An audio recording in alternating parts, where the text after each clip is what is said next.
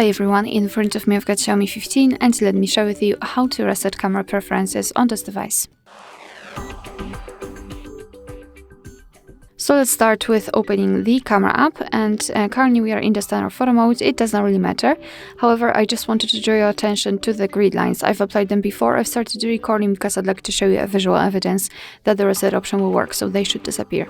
All we have to do right now is to tap on this arrow to open more options and then enter the settings. They are right here.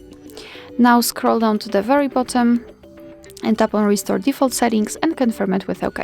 As you can see, the camera settings flashed a little bit. So now let's go back, and here we've got the very first evidence that the reset option worked, because this is the thing which we can do after turning on the camera for the very first time after the configuration of your device. So for example this one, and we do not have the grid lines, which means that we just successfully reset all camera preferences. Alright, so that will be all. Thank you so much for watching. Please hit the subscribe button and leave the thumbs up.